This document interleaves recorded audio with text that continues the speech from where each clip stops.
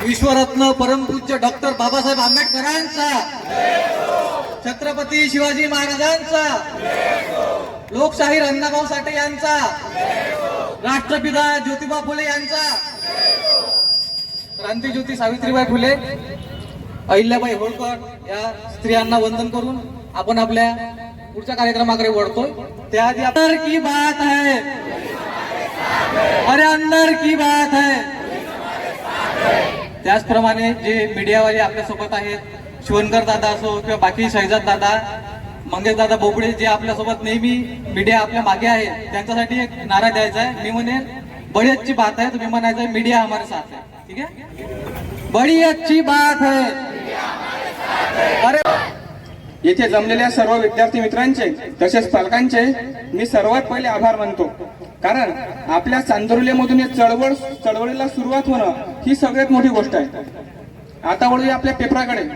ज्या ठिकाणी ड्रायपर लीक होत नाही, ज्या ठिकाणी वरलीचा आकडा लीक होत नाही, त्या ठिकाणी आमचे पेपर लीक होत आहे. अशा देशात आम्ही राहत आहे. योग्य आहे ना? मग या व्यवस्थेवर प्रश्नचिन्ह निर्माण झाला आहे. ही व्यवस्था पूर्णतः अपयशी ठरली आहे. तरी सुद्धा आपण आवाज का उठवत नाही? आपण इतके नपुंसक झाला का? एकही जण आवाज उठवायला तयार नाही. कोणी आवाज उठवते त्याच्या मागे राहायला सुद्धा तयार नाही. हेच आपल्याला आपल्या महापुरुषांनी शिकवलं का? जयंती आंबेडकर, छत्रपती शिवाजी महाराज, भगतसिंग, राजगुरू यांचे फोटो मिरवणे, मोठमोठ्या रॅल्या काढणे, आणि जेव्हा आपल्यावर वेळ येते, जेव्हा हक्कासाठी भांडण्याची वेळ येते, तेव्हा एकही जण बोलायला तयार होत नाही. हे आपलं खरं भारतीयत्व आहे का? Yes or no? मग आवाज का बरं उठवत नाही तुम्ही? आता सध्या एक महत्वाचा प्रश्न चालू आहे की ऑनलाईन झाला पाहिजे. बरोबर आहे? हे पेपर ऑनलाईन झाला पाहिजे याचे निर्णय कोण घेत आहे? ज्यांना संविधानातला आर्टिकल 1 माहित नाही ते लोक सांगत आहे की एमपीएससीचा पेपर ऑनलाईन झाला पाहिजे. ज्यांना जीडीपी कसा काढायचा हे माहित नाही.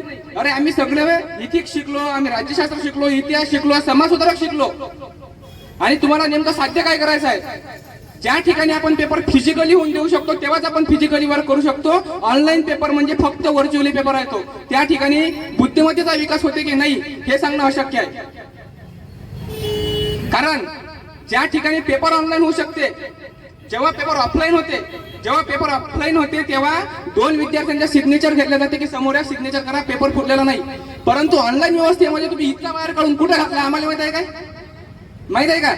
मग माहित नसताना त्यानंतर जेव्हा एमपीएससीचा पेपर ऑफलाईन होते त्या ठिकाणी, आता जेव्हा ऑफलाईन होते तेव्हा ओएमआर शीट आपल्याला भेटते, आपण कोणत्या प्रश्नाचं उत्तर काय लिहिलं, परंतु ऑनलाईन मध्ये ते दिसत नाही. मग आपण आपलं उत्तर कोणतं लिहिलं आपल्याला 3 महिन्यांनी आठवणार आहे का? अरे 8 दिवसात आधी काय झालं ते माहित नाही आपल्याला.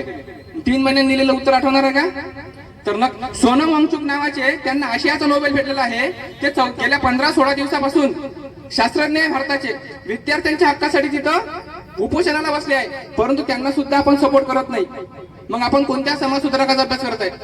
काय करताय? फक्त आम्ही शिकलो पाहिजे, फायदा काहीच नाही. फक्त आमचं घर पुढे गेलं पाहिजे, इकॉनॉमिकली आम्ही स्टेबल झालं पाहिजे, आम्ही आईच्या आरामात जगलो पाहिजे, बस इतकंच आम्हाला करायचं आहे. त्याच्या पुढे आम्हाला काहीच करायचं नाही. हे आपल्यातून स्पष्ट दिसून येत आहे. बरोबर आहे? तर मी माझ्या वाणीला पूर्णविराम देतो.